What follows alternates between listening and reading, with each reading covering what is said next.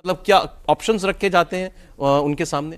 जी, सब लोग अपने अपने तरफ के ऑप्शंस रखते हैं। ओके।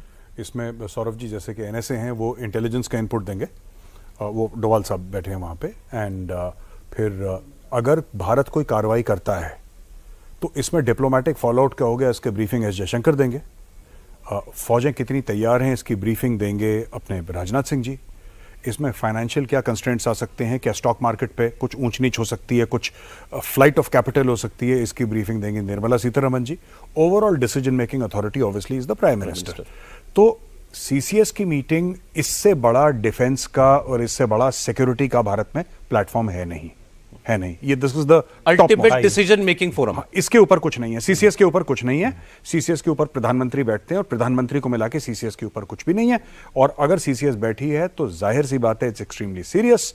और ये क्या फैसला लेते हैं वी कैन ओनली गेस। कुछ ऑप्शंस हैं इनके पास, उसके ऊपर हम चाहें तो बातचीत कर सकते हैं। How is it different from से अभी जैसे कुछ खबर में देख रहा था कि एनएसए ने भी एक ब्रीफिंग दी प्रधानमंत्री को दिन में, रक्षा मंत्री ने सेना प्रमुखों के साथ मुलाकात की है, गृह मंत्री कल से बहुत हाई टॉप लेवल मीटिंग्स कर रहे हैं। इन सब से ये सीसीएस क्यों अलग होती है प्रदीप जी? नहीं, इन सब इसका मैं सिग्निफिकेंस समझना चाह रहा हूं। नहीं, सीसीएस इसलिए कि ये सब जो इनपुट मिल रहा है इसके आधार पर क्या पॉलिसी, क्या एक्शन लेना है, इसका फैसला सीसीएस कर सकती है। ये जो मीटिंग्स हैं ये इनपुट जुटाने के लिए, सबका क्या उनका असेसमेंट क्या है, अलग अलग क्षेत्रों की बात हो रही है। आर्मी का अलग होगा, एयरफोर्स का अलग होगा, नेवी का अलग होगा, इंटेलिजेंस का अलग होगा, इंटरनल सिक्योरिटी के बारे में होम मिनिस्टर बताएंगे, वो अलग होगा। ये और नेशनल सिक्योरिटी एडवाइज़र पूरी जो सिक्योरिटी सिचुएशन है उसके बारे में बताएंगे। क्या किस तरह के रिपरकशंस हो सकते हैं अगर हम बॉर्डर क्रॉस करते हैं, एलओसी क्रॉस करते हैं, इन सब के बारे में बताएंगे। तो ये सबको मिलाकर प्रधानमंत्री के सामने एक तस्वीर रखी जाएगी, ऑप्शंस रखे जाएंगे। मुझे लगता है मतलब सीसीएस में जो होता है कि ये ऑप्शन है हमारे सामने। देवेंद्र, हम पूछूंगी इसमें क्या आर्मी सेना प्रमुख भी होते हैं इसमें? बुलाए जा सकते हैं, बुलाए जा सकते हैं। ऑलराइट, वो फर्स्ट हैंड आपको प्राइम मिनिस्टर के सामने दे सकते हैं। हाँ, तो अगर प्राइम मिनिस्टर को लगा या सीसीएस को लगा कि इनपुट की जरूरत है, यहाँ बुलाने की जरूरत है, डिस्कस, वो जनरली होता है जब आप एक्शन के बारे में धीरे धीरे कोई कॉन्क्रीट नतीजे पर पहुंच जाते हैं। तो ये कैसे होगा, प्लानिंग कैसे होगी, कौन लोग करेंगे, ये सब जो लॉजिस्टिक्स का मामला है या एक्शन का मामला है वो फिर सेना देखती है। तो सेना की अगर सेना प्रमुख को बुलाया गया है तो आप मानकर चलिए कोई एक्शन होने जा रहा है। उसके बारे में पॉलिटिकल लेवल पर फैसला हो चुका है, अब आगे के एक्शन के बारे में सेना तय करेगी। और सीसीएस की बैठक के लिए गृह मंत्री अमित शाह जो हैं वो पहुंच चुके हैं और थोड़ी देर में ये मीटिंग शुरू होगी। और राष्ट्रीय सुरक्षा सलाहकार अजीत डोवल भी इस सीसीएस की मीटिंग के लिए पहुंच चुके हैं प्रधानमंत्री आवास पर। गृह मंत्री और अजीत डोवल, उन दोनों के पहुंचने की खबर हमारे पास आ चुकी है। प्रधानमंत्री आवास पर यह बैठक होने जा रही है। अब सेना प्रमुखों को भी इसमें बुलाया जाएगा क्या, ये अभी तय नहीं है, लेकिन रक्षा मंत्री, विदेश मंत्री, गृह मंत्री, राष्ट्रीय सुरक्षा सलाहकार, ये सब प्रधानमंत्री के साथ इस मीटिंग में मौजूद होंगे। और मीटिंग शुरू होने ही वाली है, लेकिन अब इतनी ये टॉप मोस्ट लेवल की बैठक है जिसमें भारत का, देश का क्या रिस्पॉन्स होगा इस आतंकवादी, बड़े आतंकवादी हमले के जवाब में, वो तय होना है। तो जरूरी नहीं है कि कोई वहां से कोई रियल टाइम रिपोर्टिंग हो पाए, आपको एक एक चीज पता चल पाए, लेकिन एक सेंस मिल जाता है। और क्योंकि इसके ठीक 1 घंटे के बाद 7 बजे तो आपको एक फॉर्मल अनाउंसमेंट करनी है, यह भी अहम है सर। एक फॉर्मल सरकार की तरफ से स्टेटमेंट आएगा जो अभी तक नहीं आया। जी, बहुत अहम बात है। जहां तक सीसीएस की बात है, आपने पूछा था कि आर्मी चीफ वगैरह, everybody is on stand by right now. सबको बोल दिया है, army chief, CDS, navy chief, air chief, जितने भी लोग हैं, जितने भी चीफ्स हैं फोर्सेस के, पूरा इंटेलिजेंस एपरेटस, चाहे वो रिसर्च एंड एनालिसिस विंग हो, चाहे वो इंटेलिजेंस ब्यूरो हो, चाहे वो एनआईए हो, everybody is on stand by. मैं ये नहीं कह रहा कि वो मीटिंग का हिस्सा है, वो मीटिंग का हिस्सा नहीं है, लेकिन वो स्टैंड बाय पे हैं आसपास। They can be called any time, और जब सीसीएस बुलाएगी they are required to be there in 2 minutes कि साहब आप आइए और बैठिए, हो ना हो आसपास ही हो वो लोग, सब के सब, क्योंकि फैसला लेते हैं देन। अच्छा, ये जो आपने मीटिंग्स की बात बोली, और इसमें सबने ब्रीफिंग दे दी, सबने बता दिया कि साहब ये करना है, वो करना है, ऐसा करना है, तो they have got certain inputs. अब इनको मिली है इनपुट, इस इनपुट के बेस पे, जैसा सर ने बताया, इनपुट के बेस पे फैसला लिया जाएगा। और ये हार्ड पावर के फैसले होते हैं जो सीसीएस लेती है। मैं आपको ये भी बता दूं, जनरली सीसीएस के जो फैसले होते हैं, those have to do with hard power. इसका मतलब ये नहीं कि मतलब मैं ये नहीं कह रहा कि जैसे for example Indus water treaty का ये फैसला यहां से नहीं आ सकता, मैं वो नहीं कह रहा, बट सीसीएस को बनाया इसलिए नहीं गया है। सीसीएस बनी इसलिए है कि हार्ड पावर के फैसले लें। अभी ग्राउंड पर आपने क्या करना है? मतलब जो अगर मैं आसान लफ्जों में बताऊं, सीसीएस उन मैटर्स के साथ डील करती है जो कि काइनेटिक हैं, जिसमें खून खराबा होता है, काइनेटिक टाइप के, उसमें डील करती है सीसीएस। मैं ये नहीं कह रहा कि सीसीएस और चीजों में डील नहीं कर सकती, बिल्कुल कर सकती है, लेकिन प्राइमरीली उसका रोल यही है, हार्ड पावर का। अब जो इन्फॉर्मेशन है वो ये कि मीटिंग बस शुरू होने को है और सारे लोग जो इस बैठक में जिनको पहुंचना था, गृह मंत्री के अलावा राष्ट्रीय सुरक्षा सलाहकार, वित्त मंत्री, फॉरेन मिनिस्टर, सब लोग इस बैठक के लिए जो है वो पहुंच चुके हैं। अभी आप बता रहे थे कि जैसे इंडस वाटर ट्रीटी को एब्रोगेट कर सकता है भारत, ये एक ऑप्शन है, ऐसे बहुत सारे ऑप्शन पर बात हो रही है, हम लोग अभी उसकी चर्चा करते हैं। मैं सर पाकिस्तान की कॉमेंट्री देख रहा था, हमारे यहां से एक ऑफिशियल स्टेटमेंट अभी नहीं आया। पाकिस्तान का रक्षा मंत्री टीवी चैनल पर जाकर के कह रहा है कि भारत हमें दोष ना दे, हमारा इसमें कोई हाथ नहीं है। पहले ही क्या बता रहे? जब एक अभिनंदन को पकड़े जाने पर जब छोड़ने की बात कही जाती है तो वहां पैर कांपने लगते हैं। तो इस समय क्या हालत होगी पाकिस्तानी मिलिट्री एस्टेब्लिशमेंट की और सरकार की, आप अंदाजा लगा सकते हैं सर। देखिए, ऐसे किसी भी एक्शन में सबसे बड़ा वेपन होता है सरप्राइज का। तो मुझे नहीं लगता नी जर्क रिएक्शन होगा कि वहां सीसीएस की बैठक से निकले और कोई हमला हो गया, इस तरह का नहीं होने वाला। प्लान करके टाइमिंग जो है वो सरकार तय करेगी। सरकार मतलब सीसीएस में जो लोग भी शामिल रहे होंगे, जो शामिल हैं वो सब लोग तय करेंगे, और कैसे करना है ये भी तय करेंगे। ये भी तय हो जाएगा कि इसका इम्पैक्ट क्या होगा और हम इम्पैक्ट क्या चाहते हैं। कितना हमने दो एक्शन करके देख लिए, सर्जिकल स्ट्राइक और पुलवामा के बाद जो है बालाकोट एयर स्ट्राइक। तो ये समझ में आ गया कि ऐसी स्ट्राइक्स का, ऐसे एक्शन का असर ज्यादा देर तक नहीं रहता। तो लॉन्ग टर्म इफेक्ट रहे, अब ऐसा एक्शन होगा, और ऐसा एक्शन जो है कोई इस तरह का कोई कोवर्ट एक्शन नहीं हो सकता, कोई कोवर्ट ऑपरेशन नहीं हो सकता है। वो जो हार्डकोर की बात कर रहे हैं मेजर साहब, वो उस तरह का बड़ा एक्शन होगा। क्या होगा हम लोगों को सर, एक चीज मैं और सुन रहा हूं इस बार जो पिछली बार से अलग है। मतलब ऑब्वियसली जो आप जैसे जानकार लोग जो बताते हैं कि पाकिस्तान जैसा अगर आपका पड़ोसी हो तो उसको साथ कैसे डील करना चाहिए, इस बार जो भी एक्शन हो it has to be very visible, जो नजर आए। बिल्कुल आप ठीक कह रहे हैं, क्योंकि हर समय हमारे ही लोग शक जताते हैं, उसको पाकिस्तानी मीडिया पिकअप करता है, फिर पाकिस्तान के बड़े बड़े लोग, चाहे उनके मंत्री हों चाहे जनरल्स हों, फिर कहते हैं कि देखो, जैसे फॉर एग्जांपल बालाकोट में करा के कुछ हुआ ही नहीं, वहां पे तो 4-5 पेड़ गिर गए, 2-3 कौवे मर गए। और यहां से ही अपने नवजोत सिंह सिद्धू ने ये शुरुआत करी थी, शुरुआत उन्हीं ने करी थी इंडिया से। अब इशू ये है कि अगर ये चीज विजिबल हो, जो कि आपके ड्रोन्स, आपकी सैटेलाइट इमेज कैप्चर करे कि ये हो रहा है, सबके सामने हो, पब्लिक हो, तब वो पनिशमेंट होती है। अगर आपको किसी की बेइज्जती करनी है तो बंद कमरे में बेइज्जती नहीं होती, बेइज्जती खुलेआम होती है। तो ये पाकिस्तान को इस बार सिर्फ पाकिस्तान को चोट नहीं पहुंचानी है, पाकिस्तान का जो औपचारिक तंत्र है, उसकी फौज जो है, उसको मारना है और पब्लिकली उसकी बेइज्जती करनी है कि पाकिस्तान की जो जलालत है पूरी दुनिया में लाइव स्ट्रीम हो कि ये हमने तुम्हारे साथ करा है। Then it will have an impact. ये चुपचाप जाके जैश ए मोहम्मद के 300 लोग मार दिए, उससे कोई फर्क नहीं पड़ता साहब। I don't think it has very little utility, बहुत कम है। वो आपने 300 मार दिया, उनके 3 लाख बैठे हुए हैं, उनके 30,000 मदरसे हैं ना उनके पास, रजिस्टर्ड 30,000 मदरसे हैं, अनरजिस्टर्ड उससे दुगने हैं। अब आप कर लीजिए आपको जो करना है। प्रधानमंत्री आवास पर सीसीएस की बैठक शुरू हो चुकी है। अब मैं आपको ये अपडेट दे सकता हूं, ये जो सबसे बड़ी टॉप डिसीजन मेकिंग बॉडी है हमारी CCS, cabinet committee on security, उसकी अहम बैठक प्रधानमंत्री की अध्यक्षता में शुरू हो चुकी है और हमारे पॉलिटिकल एडिटर देवेंद्र पराशर जुड़ गए हमारे साथ। जी देवेंद्र, क्या अपडेट है आपके पास?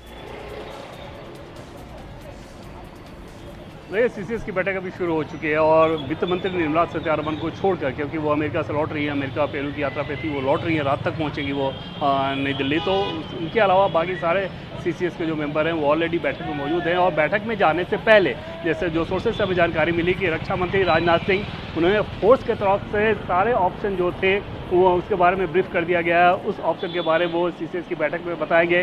विदेश मंत्री एस जयशंकर ये बताएंगे कि और बैठक में जाने से पहले विदेश सचिव और संबंधित डेस्क के अधिकारियों के साथ उनकी लंबी बैठक हुई थी। उसके बाद जितने सारे ऑप्शन थे उन ऑप्शन को ब्रीफ करके वहाँ पर वो CCS के सदस्यों को बताएंगे। NSA अजीत डोभाल और गृह मंत्री अमित शाह ये दोनों ओवरऑल पिक्चर के बारे में बताएंगे कि क्या कुछ हालात हैं, क्या करना चाहिए, और जो किया जाएगा उसके बाद कुछ अगर हुआ तो उसको हमको कैसे हैंडल करना है। तो एक बहुत महत्वपूर्ण बैठक होने जा रही है और समझा जा सकता है कि इतनी बर्बर आतंकी घटना के बाद एक देश का जो रिस्पांस होना चाहिए उसी दिशा में देश आगे बढ़ रहा है। अब सवाल सिर्फ इस बात का रहेगा कि 7 बजे जो ब्रीफिंग होगी उसमें किस बात का ऐलान किया जाता है, लेकिन जिस बात का ऐलान नहीं किया जाएगा वो एक्शन होने के बाद जो होगा वो ज़्यादा महत्वपूर्ण रहेगा। सौरभ। देवेंद्र, मैं जानता हूं ये बड़ा मुश्किल सवाल है और मुमकिन है कि ऐसी जानकारियां बाहर नहीं आती हों, लेकिन फिर भी क्या विकल्प हो सकते हैं इस वक्त भारत के सामने जिन पर विचार किया जा सकता है? मुमकिन ही नहीं, यकीनी तौर पे आप कह सकते हैं कि इन सारे विकल्पों के बारे में बिल्कुल भी टाइट लिप्स सिस्टम रहता है और समझा भी जा सकता है कि बहुत ज़्यादा कुरेद के पूछा भी नहीं जा सकता, और अगर कोई बता भी दे तो आप उसको ब्रीफ भी नहीं कर सकते, रिपोर्ट भी नहीं कर सकते। ऐसा तो नहीं हो सकता ना कि अगर फौजी हमें बता दे कि 5 दिन बाद नेवी के कुछ कमांडो जाने वाले हैं, कुछ करने वाले हैं, तो उसकी रिपोर्टिंग शुरू हो जाए। तो उस हिसाब से सिस्टम सिर्फ ये इंडिकेशन दे रहा है कि बहुत ठोस कुछ होगा। वो क्या कुछ होगा बस उसके लिए इंतजार ही करना होगा। सर जी देवेंद्र, आप हमारे साथ रहिएगा, आप चर्चा में हैं, आप प्रोग्राम का हिस्सा हैं, आप जो भी कहना चाहें आप अपनी बात जरूर कहिएगा। सर, जब हम ऑप्शंस की बात कर रहे हैं तो हमारे यहाँ ही जो कमेंट्री हो रही है एक्सपर्ट्स की, मैंने उसमें जो कुछ बातें सुनी और निकाली, हमारे पास 4-5 उदाहरण हैं। हमने पास्ट में हमलों से, आतंकवादी हमलों का क्या जवाब दिया है। आपने अभी 2014 के बाद 2015 में जो म्यांमार में सर्जिकल स्ट्राइक की, आपने 2016 में पाकिस्तान में सर्जिकल स्ट्राइक की, जिसको आपने ओन किया पब्लिकली, जो यूजुअली हम नहीं करते थे। फिर आपने 2019 में एयर स्ट्राइक करी, वो भी एक फर्स्ट था कि एक वो कारगिल जैसा मौका हो, वो वैसे हालात भी नहीं थे, जबकि ये काम तो हमने कारगिल में भी नहीं किया था कि वहां जाकर के हमने कोई बॉम्बिंग की हो। हमने वो करके दिखा दिया। लेकिन हमारे पास पीछे के कुछ उदाहरण हैं। हमने पार्लियामेंट अटैक पे भी कोई हमला नहीं किया था, हमले की तैयारी की थी। हमने मुंबई के 26/11 हमले पर भी कुछ नहीं किया था, बस दुनिया भर को बताया था कि पाकिस्तान ने हमारे साथ ऐसा कर दिया है। इस हमले का भी, इस आतंकवादी हमले का मैग्नीट्यूड बहुत बड़ा है। इन टेम्पलेट्स में से कुछ भी है ऐसा जिस पर हम सोच सकते हैं कि ये ठीक उदाहरण है उस टाइम जो हमने किया था, या इस सबसे ऊपर कुछ सोचना पड़ेगा? नहीं, ये सब जितने एक्शंस हुए हैं या नहीं हुए हैं बहुत छोटे हैं। ये जो हुआ है पुलवामा में, ये एक तरह से वॉर डिक्लेयर किया है पाकिस्तान में, पहलगाम में जो हुआ। तो उसके बाद जो है आपको जवाब उसी तरह से देना होगा। हमें देना तो 26/11 के बाद चाहिए था, जो नहीं दिया।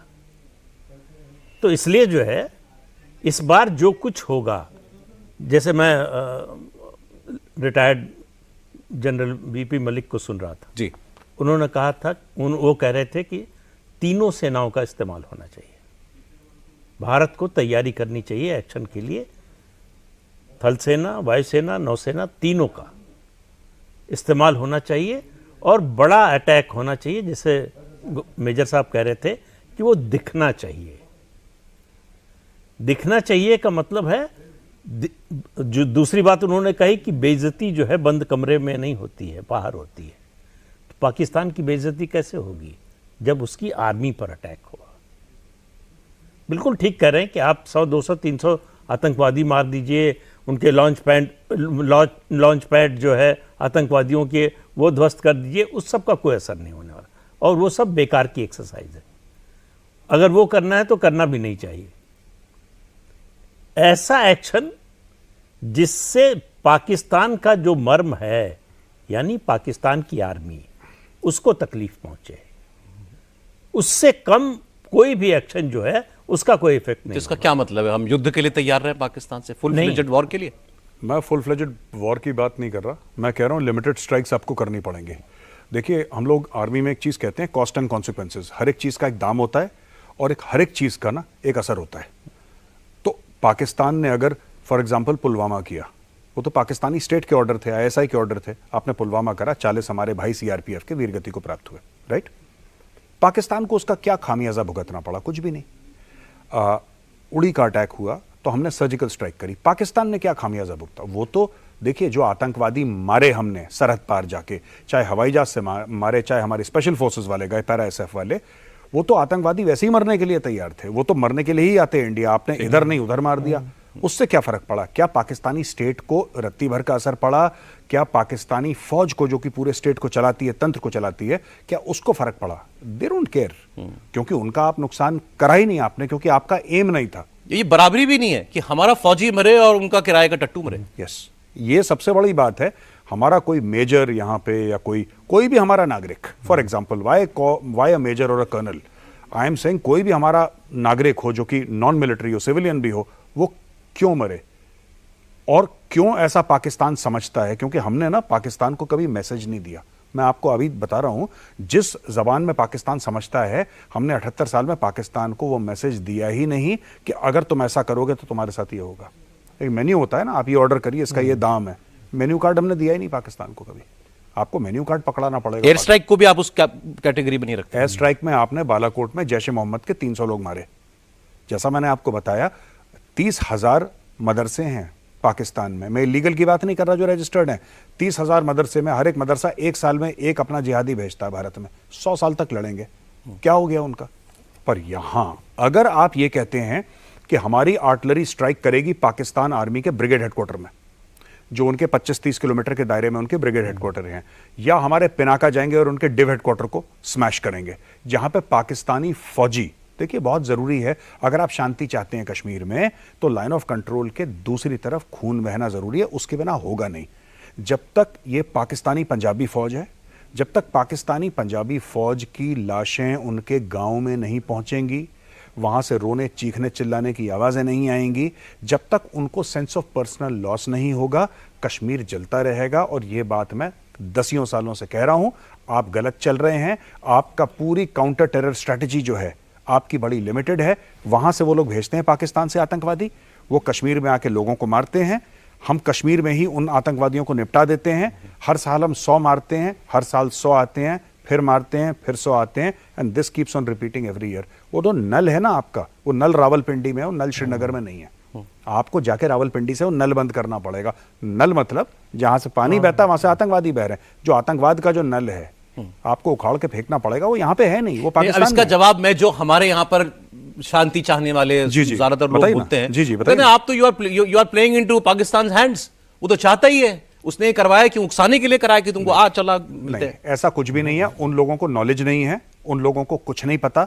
पाकिस्तान ये ऐसी फालतू की बकवास करते हैं, दे हैव जीरो नॉलेज कि पाकिस्तान तो चाहता है। उनको कैसे पता पाकिस्तान ये चाहता है? उन्होंने पीएचडी कर रखी पाकिस्तान पे, पाकिस्तान ऐसा चाहता है। ये झूठ बोलते हैं लोग, ये झूठ बोलते हैं, अपना एजेंडा अपना नैरेटिव चलाते हैं। बात यह है कि पाकिस्तान इसलिए करता है क्योंकि कभी आप पाकिस्तान को जवाब नहीं देते। आपने आज तक पाकिस्तान को ढंग से जवाब नहीं दिया। आप पाकिस्तान को जवाब दीजिए, पाकिस्तान कभी नहीं करेगा दोबारा। पाकिस्तान, देखिए ये लोग कहते हैं कि साहब पाकिस्तान के पास न्यूक्लियर वेपन्स हैं, ये भी आपने सुना होगा कि पाकिस्तान के पास न्यूक्लियर वेपन्स हैं। साहब 1998 में टेस्ट हुए थे, भारत ने भी करे, पाकिस्तान ने भी। 1999 में पाकिस्तान ने कारगिल करा, क्या भारत के पास न्यूक्लियर वेपन्स नहीं थे? हमारे पास तो 74 से हैं वैसे बाय द वे, लेकिन क्या भारत के पास 1999 में न्यूक्लियर वेपन्स नहीं थे? पाकिस्तान चढ़ दौड़ा ना कारगिल पे। पाकिस्तान ने सोचा कि आप न्यूक्लियर पावर हैं। ये सब हवा बनाते हैं यहां पे कि पाकिस्तान यही चाहता है। मैं उन लोगों से पूछता हूं कि जो कहते हैं कि पाकिस्तान यही चाहता है कि आप रिटेलिएट, मैंने बोला आपको कैसे पता यार? आपको कैसे पता पाकिस्तान क्या चाहता है? जब तक आप पाकिस्तान को टेस्ट नहीं करेंगे, जब तक आप पानी को खौलाएंगे नहीं, आपको कैसे पता पाकिस्तान को क्या चाहता है? वो भी तो रोटी खाते हैं, पाकिस्तानी भी तो रोटी खाते हैं कि पाकिस्तानी को काटो तो खून नहीं निकलेगा, शहद निकलेगा अंदर से। आप काट के तो देखो। ये गलत चीज मांग रहे हैं साहब, ये गलत चीज मांग रहे हैं, मैं आपको बता रहा हूं। और यहां पे कोई जज्बाती होने वाली बात नहीं है, इमोशनल होने वाली बात नहीं है। हम लोग मांगते ही गलत चीज है कि आप आतंकवाद बंद करिए। नहीं, आपको क्या चाहिए? आपको चाहिए या मुझे? हमें चाहिए जनरल आसिम मुनीर का सर। कोई जाए तलवार से उसका सर काट के लाए भारत। शांति के लिए आपको ये करना पड़ेगा। और ये जो आपके फिफ्थ कॉलम ये ज्यादा सख्त भाषा या नेक्स्ट लेवल वो तो नहीं है। आप फिर जाके उसकी विधवा को समझा दीजिए जिसके पति को गोली मार दी कि भाषा सख्त है कि नरम है। आप जब तक उनको, आप एक बात बताइए, यहां पे हम लोग कहते हैं कि यहां पे हमारे अननोन गनमैन है, कहते हैं हम लोग अननोन गनमैन है हमारे। अब किसी को नहीं पता अननोन कौन है, लेकिन हां जो कश्मीर में जिन्होंने सो कॉल्ड जिहाद कराए उनको निपटा रहे हैं। मैं फिर कह रहा हूं अननोन गनमैन का टारगेट ही गलत है। 5 कोर कराची में है, पाकिस्तान की आर्मी का 5 कोर कराची में है। कराची में 5 कोर के दरवाजे से बाहर आते हैं पाकिस्तानी आर्मी ऑफिसर कैंटोनमेंट में। आप उनको टारगेट क्यों नहीं कर रहे? अगर आपके हैं ये, अगर अननोन गनमैन आपके हैं, तो गनमैन को बोलो कि तुम्हारा टारगेट ही बेवकूफी का है। लश्कर तैयबा हमारा दुश्मन नहीं है भाई, जैश ए मोहम्मद हमारा दुश्मन नहीं है, हमारा दुश्मन पाकिस्तानी आर्मी है। दुश्मन को समझना पड़ेगा। आप कराची की सड़कों में उसके दुश्मन को क्यों नहीं टारगेट करते जो हमारा दुश्मन है? ठोकिए और पैसा लगाइए। कप्तान के 10 लाख रुपए, मेजर के 20 लाख रुपए, लेफ्टिनेंट कर्नल के 30 लाख रुपए, कर्नल के 50 लाख रुपए, और अगर आपने 2 स्टार जनरल को निपटाया या ब्रिगेडियर को निपटाया 1 करोड़ रुपए। आप पैसा दीजिए। पाकिस्तान में तो गनमैन बैठे हुए हैं, आपको कोई अज्ञात विज्ञात कुछ नहीं, वो खुद ही निपटा देंगे पैसे के लिए। पाकिस्तान को कीमत पता चलनी चाहिए मोटे तौर पे। There army must bleed, the Pakistani army must bleed, you must break the spine and put them in a wheelchair, तब जाके पाकिस्तान काबू में आएगा। ये हमने निंदा कर दी और हमें बड़ा बुरा लगा, दे दी। चेतावनी वेतावनी की जीरो वैल्यू है। मुनीर का सर काट के लाओ, तब जाके शांति चाहते हैं ना। खून बहता है भाई साहब, खून बहेगा, वो पाकिस्तान में बहेगा, भारत में बहेगा, ये चॉइस आपकी है। अभी आप कह रहे थे कि ये लोग सब इमोशनल हो जाते हैं, इमोशनल फूल्स हैं। कौन? जो ये शांति की बात करते हैं कि ये पाकिस्तान तो यही मैं ये नहीं कह रहा इमोशनल फूल्स हैं। हाँ। मैं ये कह रहा हूं इनको नॉलेज नहीं है। नहीं, अब मैं आपसे ये पूछूं, आप इमोशनल तो होके तो ये बातें नहीं कर रहे ना? नहीं, मैं तो देखिए, मैं तो आप कोल्ड लॉजिक पर बात कर रहे हैं। नहीं नहीं नहीं, मैं कोल्ड लॉजिक नहीं, मैं कैरेक्टर पे बात कर रहा हूं। मैं फौजी हूं, मुझे सिखाया, जब हम गए थे फायरिंग रेंज पे लिखा है 1 गोली 1 दुश्मन।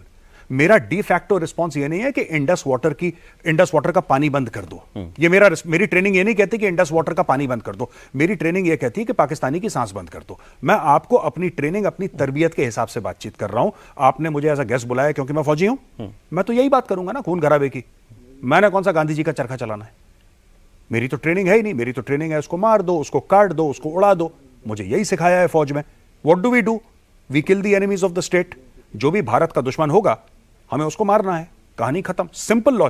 आर्मी का जनरल से लेकर आर्मी का सिपाही, राइट, जनरल साहब थोड़ा सा उनका एक स्ट्रेटेजिक पर्सपेक्टिव है, वो बात करेंगे 30,000 किलोमीटर पे। मुझ जैसा कंपनी कमांडर बात करेगा 300 मीटर पे, पर इंपैक्ट वही है। इंपैक्ट वही है, दुश्मन को खत्म करना। That is it. अब देखिए, एक और खबर आ रही है। अभी हम लोग बात कर रहे हैं कि पाकिस्तान इन सब चीजों से कैसे बाज आएगा, तो एक और आतंकवादी मुठभेड़ जो है इस वक्त चल रही है। कुलगाम में एक एनकाउंटर शुरू हुआ है और आतंकियों को सेना ने इस वक्त घेर रखा है। सेना के जवानों ने इस वक्त आतंकवादियों और सेना के जवानों के बीच जबरदस्त गोलीबारी चल रही है। कुलगाम में ये एनकाउंटर चल रहा है। आज दिन में भी ऐसे ही एक एनकाउंटर जो है एलओसी के पास हुआ था। मंजूर मीर इस खबर पर हमारे साथ जुड़ रहे हैं सीधे कश्मीर से। जी मंजूर, बताएं।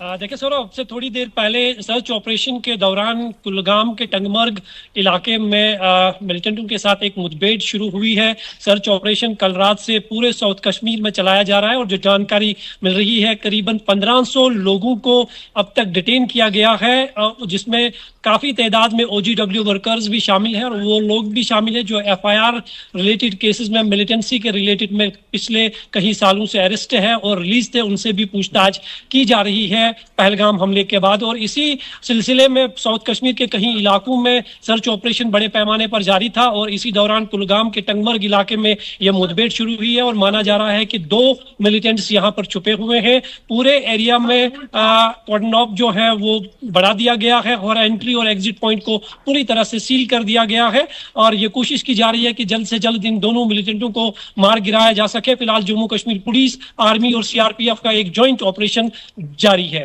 जी सर। जी ठीक मंजूर, ये कुलगाम में एनकाउंटर इस वक्त जो है वो चल रहा है। अभी हम लोग जो बात कर रहे थे भारत का रिस्पांस कैसा होना चाहिए, मेजर साहब ने बड़े क्लियर शब्दों में क्या भारत को करना चाहिए वो बताया। प्रदीप सिंह जी की राय भी वही है कि ये इसका खामियाजा पाकिस्तान की सेना भुगते। ये आतंकवादियों को, टेररिस्ट कैंप्स पर हमले से पाकिस्तान को दर्द नहीं होता, उसकी फौज को दर्द नहीं होता। इनको जो भेजता है उस पर कभी हमला नहीं हुआ और पाकिस्तान ये जानता है कि भारत ने आज तक ऐसा किया नहीं है, तो हमें वो कभी ना कभी तो करना पड़ेगा। मैं देवेंद्र के पास जाना चाहता हूं। देवेंद्र, आपके सिक्योरिटी अपैरेटस में हमारे पॉलिटिशियंस के बीच में टॉप लेवल पर बातचीत होती रहती है।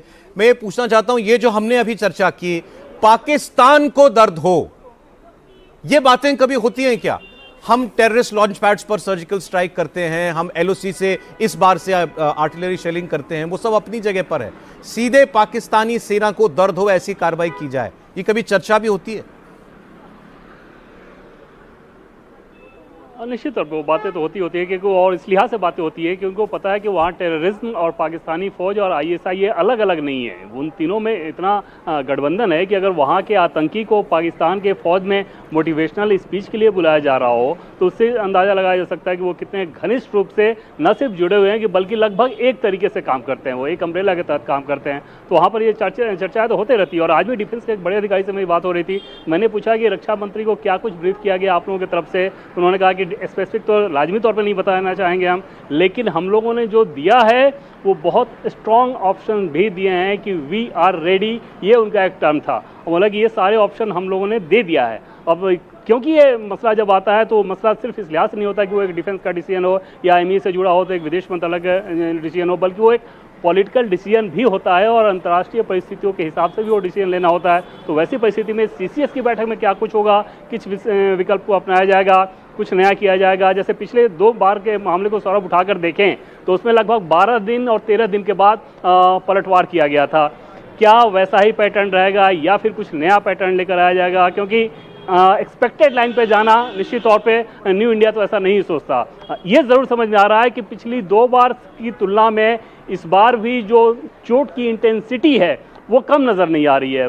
तरीका क्या होगा, किस तरीके से किया जाएगा, कब किया जाएगा, वो सिर्फ देखने वाली बात होगी। लेकिन संजीदगी हर लेवल पे सौरभ नजर आ रही है। आप किसी भी कॉरिडोर को तलाशें, किसी कॉरिडोर को खटखटाएं, वहां से इसी तरह का रिस्पांस मिल रहा है। अब ये सर मेरा सवाल आप दोनों से है। पहले प्रदीप जी से, आपने तो काफी हद तक क्लियर ही कर दिया कि आपकी जो ट्रेनिंग है मैं उसी पे वहीं से आके बोलूंगा। लेकिन कोई नॉन मिलिट्री ऑप्शन इस वक्त विकल्प नहीं है। असल विकल्प जो हमारे सामने हो जो है वो हार्ड मिलिट्री ऑप्शन सारे जैसे अभी ये बात हुई कि इंडस वाटर ट्रीटी को एब्रोगेट कर दे भारत। ऑप्शंस टेबल पे सारे होंगे, सवाल यह है कि इफेक्ट क्या होगा। मेरा वही सवाल है। जो मेजर साहब ने बात कही थी उसी को शब्द बदलकर मैं कह रहा हूं कि ये भारत सरकार को, प्रधानमंत्री को तय करना है कि लाशें सरहद के उस पार गिरेंगी या इस पार गिरेंगी। अगर उस पार गिराना है तो उसके लिए रिस्पॉन्स अलग होगा। अगर आपको लगता है कि नहीं कोई बात नहीं, चलता रहता है, हम कंट्रोल भी कर लेते हैं, फिर बीच में हो जाता है, इसी तरह से चलता रहेगा, पाकिस्तान तमीज में कैसे आएगा? जो मेजर साहब ने बताया, आर्मी जो इस समस्या की जड़ है, जड़ पर जब तक आप अटैक नहीं करेंगे, भारत पाकिस्तान के बीच में समस्या पाकिस्तान की आर्मी है। कश्मीर समस्या नहीं है, आतंकवादी समस्या नहीं है। पाकिस्तान की आर्मी जब तक रहेगी समस्या तब तक रहेगी। और पाकिस्तान की आर्मी की आप जब तक रीढ़ नहीं तोड़ेंगे तब तक कोई फर्क नहीं पड़ने वाला। आप चाहे जितने ऑप्शंस रख लीजिए, आप जो है वहां से अपना जो चाहे हाई कमीशन बंद कर दीजिए, यहाँ उनका बंद कर दीजिए, ये सब इन सब बातों से कुछ नहीं होता है, कोई इंपैक्ट नहीं पड़ेगा, पाकिस्तान को कोई फर्क नहीं पड़ता है। और पाकिस्तान कह रहा हूं तो पाकिस्तान आर्मी को कोई फर्क नहीं पड़ता है। आप देखिए ना, जब आसिम मुनीर बोल रहा था तो उनका प्रधानमंत्री बैठा हुआ था, हिम्मत हुई कुछ बोलने की उसकी कि इस तरह की बात मत बोलिए, या उसके बाद कोई सफाई दी। इसका मतलब जो आसिम मुनीर कह रहा है वो कह रहा है कि ये देश हम चला रहे हैं। गलतफहमी में मत रहो कि प्रधानमंत्री की शपथ ले लिए तो तुम सरकार चला रहे हो, देश चला रहे हो, और जैसे हम चाहते हैं वैसे चलेगा। और उसकी क्या आइडियोलॉजी है बड़ा साफ साफ बता दिया। और उस आइडियोलॉजी में एक कंटिन्यूटी है, मुस्लिम सोच की एक कंटिन्यूटी है जो 150, 200, 800, 1000 साल से दिख रही है। तो जब तक उसको एड्रेस नहीं करेंगे तब तक स्थिति बदलने वाली नहीं है। चलिए मैं एक ऐसा उदाहरण देता हूं जो अनडिस्प्यूटेडली, क्योंकि पाकिस्तान ने हमारे साथ जितनी जंगें लड़ी ज्यादातर में तो वो माना ही नहीं कि हमने वो हरा है, लेकिन एक जो अनडिस्प्यूटेड है कि भाई 1971 में पाकिस्तान 2 हिस्सों में टूट गया। अब इसके पास तो इसका तो कोई बहाना उसके पास हो नहीं सकता है। इसका भी है। नहीं तो इसके बाद क्या पाकिस्तान आया था लाइन पर? पाकिस्तान कुछ समय के लिए आया था, लेकिन देखिए 2 चीजें हुई, मैं आपको शॉर्ट में बताता हूं। 1971 में पाकिस्तान जंग हारा, सरेंडर हुआ, 53,000 वगैरह वगैरह वगैरह। Now what happened was, Pakistan के अंदर एक कू हो गया जिसमें जुल्फिकार अली भुट्टो को फांसी दे दी गई, जो कि जियाउल हक ने दी थी। जियाउल हक बन गया दुनिया के लिए पराया कि तुम गलत आदमी हो, तुमने एक इलेक्टेड प्राइम मिनिस्टर को टांगा है, तुम बुरे हो, हम तुमसे बात नहीं करते। 1979 में रशिया ने इन्वेड कर दिया अफगानिस्तान। अफगानिस्तान इन्वेड करा, ये प्रपोजल लेकर गया अमेरिकन को कि आप हमें फंड करिए, हम रशिया के खिलाफ गुरिल्ला वॉरफेयर लड़वाएंगे। तो यहां से शुरू होती है एक्सेप्टेबिलिटी अमेरिकन लीडर्स की towards the killer who was the president. ठीक है साहब, ये जब हुआ ना, इसके बाद तो जब हम बात करते हैं 71 की, 71 को तो गोल कर दिया उन लोगों ने, 71 को। हाँ, वो लेकिन साजिश करी थी भारत ने, हम तो लड़ना चाहते थे लेकिन भुट्टो ने ये कर दिया, किसी ने कॉम्प्रोमाइज कर दिया, कुछ हो गया। देखिए पाकिस्तानी जो दिमाग है ना, इसीलिए पाकिस्तान में ये आमरियत चलती है, पाकिस्तान में डिक्टेटर चलते हैं, क्योंकि वहां के लोग या तो वहां की पढ़ाई लिखाई बहुत कम है, इंटेलिजेंस लेवल बहुत कम है। आप उनको कोई भी चूरन चटाइए, आप इनको कोई भी स्टोरी सुनाइए, पाकिस्तानी कान के बड़ी कच्ची कौम है ये, आप उनको कुछ भी सुनाओ मान लेते हैं। आप बोल के तो देखिए उनको कि तुम्हारे खिलाफ साजिश है। साजिश किसके खिलाफ होती है? जो इंपॉर्टेंट आदमी होता है। भाई आप ये थोड़ा ना बोलेंगे मैंने भिखारी के खिलाफ साजिश कर दी, आप तो ये बोलेंगे भाई हम, हाँ अंडरस्टूड, ठीक है साहब, हमारे खिलाफ साजिश हुई, वरना हम इंडिया को नहीं छोड़ते, वरना हम ये नहीं करते, वो उसी में खुश हैं। अब मैं आपको बताता हूं आज पाकिस्तान में क्या चल रहा है। मैंने दिन भर से बहुत सारा पाकिस्तानी मीडिया जो है उसकी कमेंट्री सुनी है। एक सवाल, बहुत सारी बातें मैं जो अब रेलिवेंट हैं जिस मकाम पे हम खड़े हैं वो पूछ रहा हूं। एक ने कहा कि भारत को क्या लगता है पाकिस्तान की फौज सोई हुई है या हमारे जहाज खराब पड़े हुए हैं, हमारे जहाज स्टैंड बाई पे हैं इस वक्त? देखिए मैं एक बात आपको बताऊं छोटी सी, इनके जनरल बाजवा थे chief of army staff. General Bajwa का एक बयान है जो बड़ा वायरल हुआ। जनरल बाजवा ने बोला कि हमारे पास टैंक में डालने के लिए तेल नहीं है, और ये बड़ा वायरल हो गया था उसका बयान जनरल बाजवा का। और लोग जिनके सामने दिया उन they came on social media, mainstream media, they said कि हमारा जनरल तो ये बोल रहा है। तो ये आप देखेंगे जितने भी बयान हैं सारे सिविलियंस ने दे रखे हैं। आप बताइए किसी फौजी ने बयान दिया हो, किसी जनरल ने बयान दिया हो? फौजी सिर्फ ये बोलेगा we are well prepared to counter the aggression, इससे ज्यादा फौजी कुछ नहीं बोलेगा, क्योंकि इनको पता है कि अगर हम बोलेंगे इंडिया सीरियसली लेगा। बाकी इन लोगों को जैसे शेख रशीद था कि पाव किलो के बम वाला, तो ऐसे पाकिस्तान ने लोग पाल रखे हैं भोंपू टाइप के कि तुम कुछ भी बोलते रहो, ठीक है, तो वो पाकिस्तान इस्तेमाल करता है इनको। अच्छा, एक ने कहा कि मोदी अमेरिका को ये दिखाना चाहता है, मतलब भारत पर हमला करके, पाकिस्तान पर हमला करके मोदी ये बताना चाहता है अमेरिका को कि भाई तू इस इलाके का ठेकेदार मुझे बना, मैं हूं यहां का, इस रीजन का हेड, तू अपनी दुनिया देख, ये मेरा इलाका। नहीं, ये मतलब अब वही जो मेजर साहब ने कहा कि अनपढ़ जाहिल लोग हैं, उनको इसका मतलब न तो इंटरनेशनल डिप्लोमेसी समझ में आती है, न तो विदेश नीति समझ में आती है। भारत की आज ये हैसियत नहीं है कि अमेरिका या रूस या किसी के सामने जाए और कहे कि हमको ये बना दो। भारत आज बराबरी के स्तर पर बात करता है। इसका ठीक उल्टा हुआ। आप अभी जब प्राइम मिनिस्टर अमेरिका गए थे, जब डोनाल्ड ट्रंप के शपथ ग्रहण के बाद, तो बांग्लादेश पे सवाल पूछा गया। तो ट्रंप ने यही बात बोली जो हमारे दोस्त मोदी उसका ख्याल रखने के लिए काफी देख लेंगे, कि मतलब हमको इंटरवीन करने की जरूरत नहीं है। आज जो विश्व समुदाय है जितना अनुकूल है भारत के, मुझे नहीं लगता इससे पहले कभी रहा हो। सर, अमेरिका के उपराष्ट्रपति जेडी वैंस जो इस वक्त भारत में ही है, उनका अभी एक बयान आया है। पहले वो सोशल मीडिया पर एक पोस्ट करके इस हमले के बारे में दुख जता चुके हैं, और इससे पहले अमेरिका के राष्ट्रपति डोनाल्ड ट्रंप ने भी फोन पर प्रधानमंत्री मोदी से बात की थी। लेकिन अब उनका वीडियो पर एक बयान है, आपको सुनाता हूं। Condolences to the people of Kashmir who were affected by this terrible terrorist attack. The president's already spoken with Prime Minister Modi. I believe I'll be speaking with him later this afternoon. And obviously we're providing whatever assistance and help we can provide to the government, to the people of India. But this has been a wonderful visit. The people here have been so welcoming, so kind to us. We're sad to leave, but excited to get back home. मुझे लगता है उनका दौरा खत्म हो रहा है, तो वो जाते जाते एक स्टेटमेंट देना चाहते थे, क्योंकि भारत ने उनकी मेजबानी की है कि मेरा दौरा अच्छा रहा, लेकिन ये बड़ी दुखद घटना इस बीच हुई, और अमेरिका जो भी मदद करेंगे ये बात वो मदद कैसी है वो भी मैं गेस कर सकता हूं कि कौन सी मदद की बात कर रहे हैं। सैटेलाइट इमेजेस, ओके, इंटेलिजेंस, सब कुछ। अमेरिका ये नहीं कि अपने फौजी उतार देगा, काम तो हमें ही करना है, लेकिन अमेरिका भारत को इंटेलिजेंस शेयरिंग, सैटेलाइट इमेजेस, ये सारी की सारी चीजें बहुत काम की है। जी बिल्कुल साहब, बिल्कुल, इसमें कोई डाउट ही नहीं है, कोई डाउट नहीं है, वो ठीक है। ये पाकिस्तानी भी कह रहे हैं कि ट्रंप तो भारत की मदद करेगा। देखिए वो ठीक है, वो पाकिस्तानी जो भी कहें वो इरेलेवेंट है, पर मैं आपको एक बात बताऊं, चीन ने यह बोला है कि हम कंडेम करते हैं, चाइना से औपचारिक बयान आ गया, रशिया से औपचारिक बयान आ गया, अमेरिका से औपचारिक बयान आ गया, डॉक्टर जयशंकर ने फील्डिंग सेट कर दी है। बॉलिंग करनी है ना मोदी जी को, तो पहले जयशंकर साहब ने फील्डिंग सेट कर दी। वहां से बयान, यहां से बयान, यहां से बयान। बयान का क्या मतलब है? बयान का यह मतलब है कि क्या डॉक्टर जयशंकर ने वहां पे रशिया में जो वहां के एक्सटर्नल अफेयर्स मिनिस्टर हैं सर्गेई लाव्रोव, क्या उनसे बात नहीं करी होगी कि आपका क्या रिएक्शन रहेगा अगर हम कुछ करते हैं लिमिटेड? ये सारी की सारी चीजें सीसीएस में डिस्कस होंगी कि आपका क्या रिएक्शन होगा अगर हम इतना करें बिलो द न्यूक्लियर थ्रेशोल्ड। ज्यादा नहीं करना, लेकिन जाके 100-200 पाकिस्तानी फौजी टपकाने। Are you okay with that? We will ensure it does not go out of hand. But ये सारी बातें कर रहे हो। Can we ensure it will not go out of hand?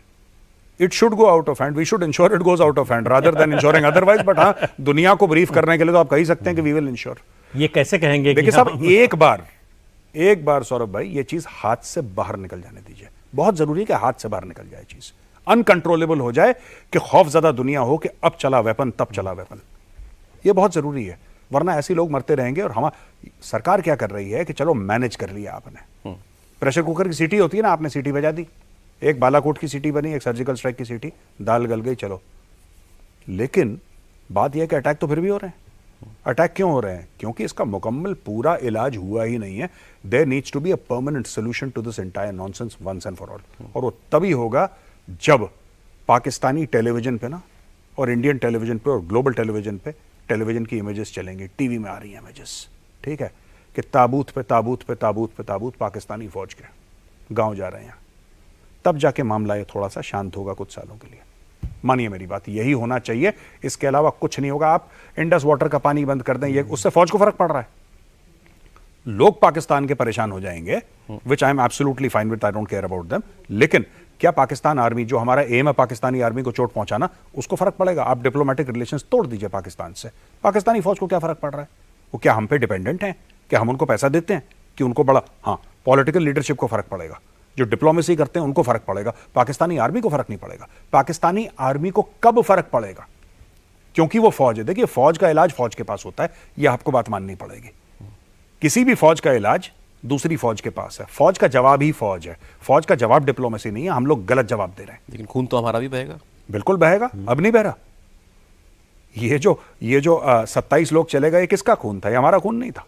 अभी तक कश्मीर में, आप कभी नेशनल वॉर मेमोरियल गए होंगे जी। नेशनल वॉर मेमोरियल 25,000 से ज्यादा वहां पे नाम लिखे हैं, और ब्लैंक वॉल्स भी हैं वहां पे खाली, कि आगे भी इस पे नाम लिखे जाएंगे। There are blank walls at the national war memorial. वो इंडियन आर्म्ड फोर्सेस की प्रॉमिस है आपको, मुझे, कि हमारे और कितने लाखों नाम लिखे जाएं, लेकिन ये देश सुरक्षित रहेगा। मैं आपसे पूछता हूं, वहां पे जो वॉर्स में गए, वीरगति को प्राप्त हुए लड़ाइयों में, उसके अलावा, लड़ाइयों के अलावा सबसे ज्यादा मैक्सिमम जो लॉस हुआ है वो इन्हीं सब चक्करों में हुआ है ना।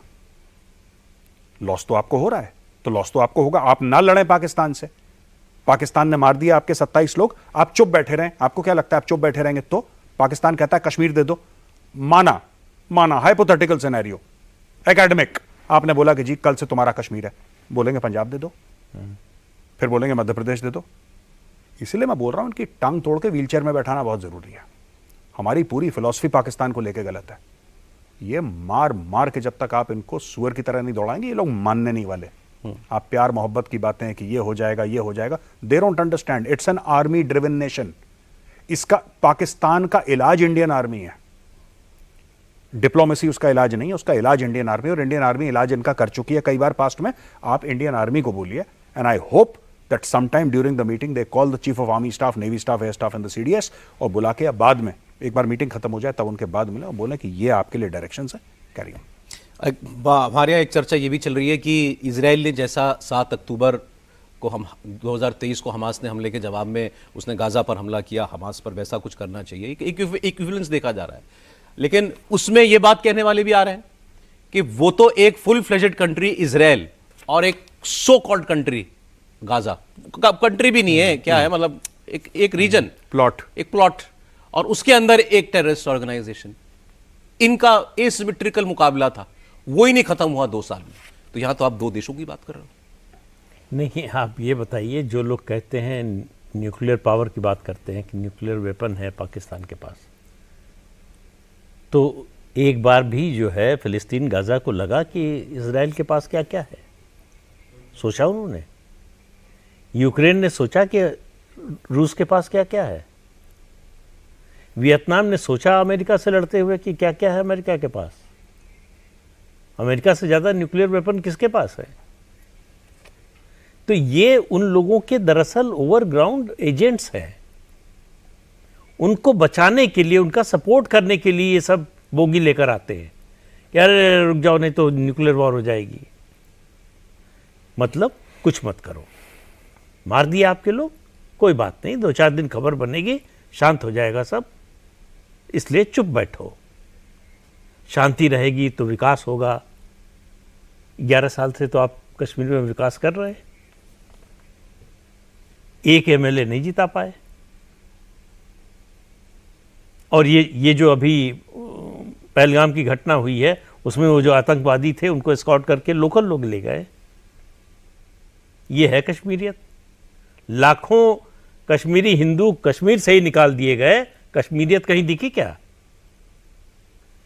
एक आतंकवादी के जनाजे में लाखों लोग आते हैं, लाखों हिंदू निकाल दिए गए, एक आदमी सड़क पर आया कि ये गलत हो रहा है। तो मैं तो मेजर साहब की बात से 100% बल्कि 1000% सहमत हूं कि लातों के भूत बातों से नहीं मानते।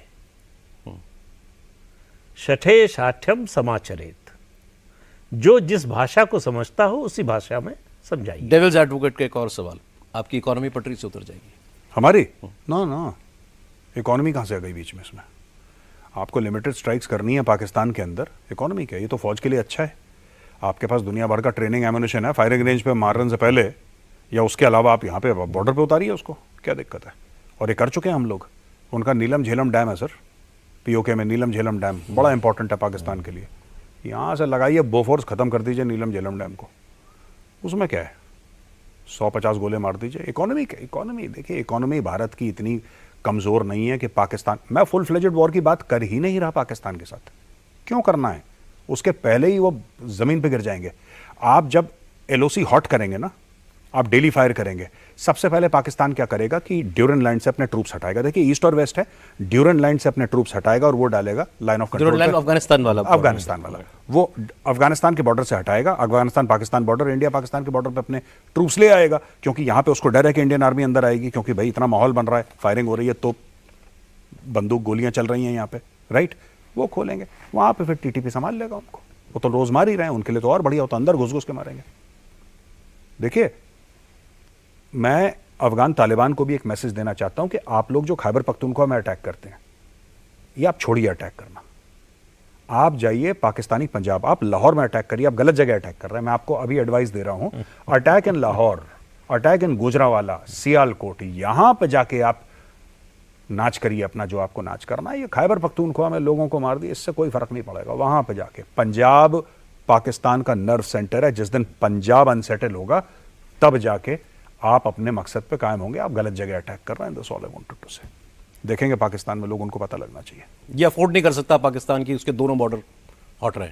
नहीं, या तो यहां पे ट्रूप्स लगाएगा या वहां पे ट्रूप्स लगाएगा, और ट्रूप्स को हिलाने में पाकिस्तान के पास इतना पैसा नहीं है।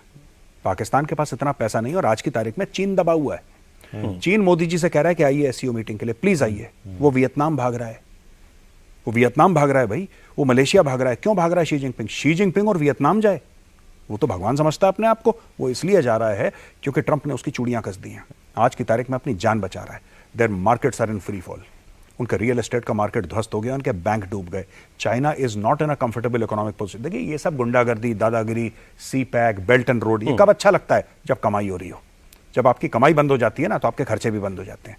और ये सब खर्चे में आपको क्या लगता है पाकिस्तान में वो 30 अरब डॉलर डालेगा, उसको कुछ वापस मिला? उसका चवन्नी वापस नहीं मिली उसको, और ना उसको मिलनी है, उसको पता है। लेकिन वंस यू, लोग अलग मारे जा रहे हैं, लोग अलग मारे जा रहे हैं। तो इसीलिए ये बिल्कुल अपॉर्चून समय है, बहुत बढ़िया जगह है ये समय है। We are rightly placed. China will not interfere, नहीं करेगा। नहीं, चाइना के पास वो नहीं, चाइना ने पहले भी नहीं करा। चाइना, आप 65 देखिए, 71 देखिए, कारगिल देखिए। अब तो बिल्कुल नहीं करेगा चाइना, अब तो बिल्कुल भी नहीं करेगा। और मैं बता रहा हूं, जब जब पाकिस्तान कमजोर दिखता है, तब तब कश्मीर में आतंकवाद कमजोर दिखता है, क्योंकि पावर वहीं से मिलता है। आप तोड़ दीजिए पाकिस्तान के पैर, फिर देखिए। तो दुनिया में इस वक्त पाकिस्तान के सर पे हाथ रखने वाला कोई नहीं है कहीं से भी सर। ना भाई आप टर्की वर्की को छोड़ दीजिए, हाँ। जिनका कोई मतलब नहीं है। बाकी जो है कम से कम आप चाहे मिडिल ईस्ट में चले जाइए, अमेरिका चले जाइए, यूरोप चले जाइए, इस्लामिक कंट्रीज में से कोई नहीं आएगा। कोई साथ नहीं आने वाला। तो बिल्कुल ठीक कह रहे हैं मेजर साहब कि इससे बढ़िया समय, मैं कह रहा हूं वैश्विक व्यवस्था इससे ज्यादा अनुकूल भारत के कभी नहीं थी। आप जो चाहें कर सकते हैं। अरे आपने 370 कर दिया, कहीं से एक आवाज आई चूंकि आज से 10 साल पहले आप सोच भी सकते थे कि 370 हटा देंगे और कुछ नहीं होगा। चिल्लाता रहा पाकिस्तान, रोता रहा, कोई सुनने नहीं आया। चीन भी सुनने नहीं आया, बाकी को तो छोड़ दीजिए। चीन तब बीच में आता है जब चीन को लगता है कि उसको नुकसान है। हाँ, अगर आपने चाइना को यह कन्विंस कर दिया कि भाई आपका क्या लेना देना, हम पाकिस्तानी फौज को मार रहे हैं ना, आपको तो नहीं मार रहे, कह रहा हाँ मारो। ये देखिए यही चीज हो रही है। चाइना का सीपैक इंपैक्ट हो रहा है क्योंकि अफगानिस्तान से लोग आके हमला कर रहे हैं, राइट। चाइना ने कुछ नहीं बोला, जबकि चाइना इतनी मोटी इन्वेस्टमेंट कर रहा है। चाइना फोन उठा के तालिबान को बोल सकता है कि यार थोड़ा सा इनको बोलो, टीटीपी वालों को हल्का हाथ रखे। Nobody is saying anything. China कहता है आपकी प्रॉब्लम है, हमने आपको पैसे दिए भाई, आप काम कीजिए। उल्टा चाइना पाकिस्तान के ऊपर प्रेशर। चाइना बीच में नहीं पड़ता है, रशिया बीच में नहीं पड़ेगा। ट्रंप ने तो वो ट्वीट आप अगर निकलवाएं कहीं से, 1 जनवरी का जो उसका ट्वीट है, एक बार उसने न्यू ईयर पे करा था कि पाकिस्तान ने हमारी पीठ पे खंजर उतारा है। आपने 30-35 अरब डॉलर खा गया हमारे। झूठे लोग हैं, मक्कार लोग हैं। एक चीज आपसे और समझनी है, ये जो इनका जनरल है आसिम मुनीर, हाँ। इसमें कहां से इस वक्त अचानक कितनी हिम्मत आई? वो जो स्पीच दी, जो भी जहर उगला, और अब उससे अब ये साफ है कि ये आतंकवादी पहले से यहाँ थे, भेजे जा चुके थे। जी, जी, जी। It was all in plan. Yes. तो ये क्यों इतना उछला अचानक? ये उछला नहीं। देखिए ये जो पाकिस्तानी ओरिजिन के लोगों को इकट्ठा किसने करा है, यही आसिम मुनीर और यही पाकिस्तानी ओरिजिन के लोग वहां पे जो बैठे थे, राइट, उसके सामने। और इस्लामाबाद में ये फंक्शन हुआ था जहां पे आसिम मुनीर ये बयानबाजी अपनी कर रहे थे और लोग तालियां बजा रहे थे, वही लोग। आसिम मुनीर को मैं चैलेंज करता हूं आपके शो पे, I challenge the chief of army staff of the Pakistan army, आप जाके यही स्पीच लंदन में दीजिए, तब मैं मान जाऊं, मैं लोहा मान जाऊंगा आसिम मुनीर का। जाओ लंदन में स्पीच दो। आसिम मुनीर लंदन की सड़कों पर नहीं चल सकता, टमाटर और अंडे पड़ेंगे उसको। और यही जो तालियां पीट रहे हैं, क्यों ताली पीट रहे थे आपको पता है? इसलिए नहीं कि they were very impressed with speech, इसलिए कोई इस्लामाबाद पे हैं, अगर ताली नहीं पीटी तो उनको अंदर कर देंगे, मारेंगे, पाकिस्तानी लैंग्वेज में सॉफ्टवेयर अपडेट हो जाएगा। यही लोग आसिम मुनीर को गाली देते हैं वहां पे बैठ के। ये बाहर ये स्पीच दे दे, वर्दी पहन के अपना दंदनाता हुआ लंदन में, इन्हीं लोगों के सामने, ये सेम लोग, ये जो 1000 लोग हैं, सेम 1000 बंदों के सामने लंदन, न्यूयॉर्क कहीं पे स्पीच दे दे, पाकिस्तान तहरीक इंसाफ वाले खोखला कर देंगे उसको। ये तो यहां पे लोकल गुंडागर्दी कर रखी है कोई। ये देखिए ये क्यों स्पीच दे रहा है, ये बहुत बुरी तरीके से दबा हुआ है इस वक्त, ये बुरी तरीके से दबा हुआ है। इसके कई कारण हैं, वो बहुत टाइम निकल जाएगा अगर मैं समझाऊंगा, किसी और दिन प्रोग्राम करेंगे जिस दिन आपको ठीक लगेगा। ये बहुत बुरी तरीके से दबा हुआ है, इसको वे आउट चाहिए। आज तो क्योंकि बड़ी डेवलपिंग खबर है, अब से थोड़ी देर के बाद भारत की तरफ से जब ये सीसीएस की बैठक खत्म हो जाएगी तो एक ऑफिशियल स्टेटमेंट जारी होगा। मेजर गौरव आर्या जी, प्रदीप सिंह जी, एक बहुत सीरियस डिस्कशन आप लोगों के साथ हुआ, भारत के विकल्प क्या है। बहुत शुक्रिया, आप लोग स्टूडियो में, बहुत धन्यवाद आपका।